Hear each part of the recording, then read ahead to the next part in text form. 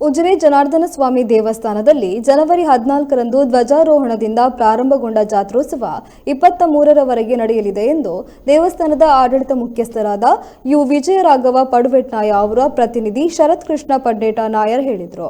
ದೇವಸ್ಥಾನದ ಜಾತ್ರಾ ಮಹೋತ್ಸವದ ಪ್ರಯುಕ್ತ ಇಂದು ಬೆಳ್ತಂಗಡಿ ಮೀಡಿಯಾ ಕ್ಲಬ್ನಲ್ಲಿ ನಡೆದ ಪತ್ರಿಕಾಗೋಷ್ಠಿಯಲ್ಲಿ ಮಾತನಾಡಿದ ಅವರು, ಕೋವಿಡ್-19 ಹಿನ್ನೆಲೆಯಲ್ಲಿ ಕೇಂದ್ರ ಹಾಗೂ ರಾಜ್ಯ ಸರ್ಕಾರ ಹೊರಡಿಸಿರುವ ಮಾರ್ಗಸೂಚಿ ನಿಯಮಗಳ ಅನುಸಾರವಾಗಿ ಈ ಬಾರಿಯ ಜಾತ್ರಾ ಮಹೋತ್ಸವದ ಎಲ್ಲಾ ರೀತಿಯ ಕಾರ್ಯಕ್ರಮಗಳು ನಡೆಯಲಿದೆ.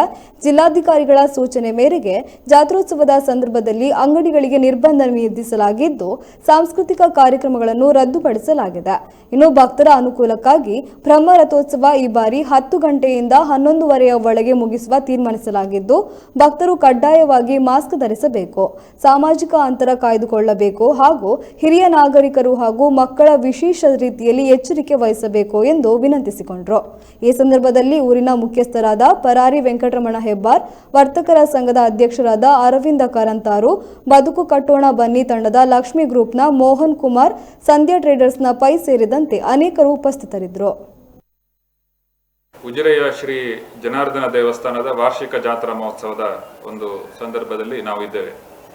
ಇದೇ ಬರುವ 14ನೇ ತಾರೀಕಿನಕ್ಕೆ ಧ್ವಜಾರೋಹಣಗೊಂಡು ಆರಂಭವಾಗುವಂತಹ ಈ ಜಾತ್ರಾ ಮಹೋತ್ಸವ ಕಾರ್ಯಕ್ರಮಗಳು 23ನೇ ತಾರೀಕಿನವರೆಗೆ ನಡೀತದೆ.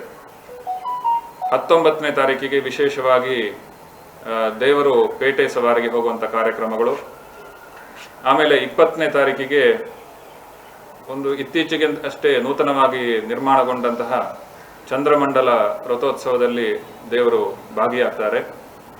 ಆಮೇಲೆ 21ನೇ ತಾರೀಕಿಗೆ ಬೆಳಿಗ್ಗೆ ದೇವರ ದರ್ಶನ ಬಲಿ, ಆಮೇಲೆ ರಾತ್ರಿ ಮಹಾರಥೋತ್ಸವ ನಡೀಲಿಕ್ಕಿದೆ.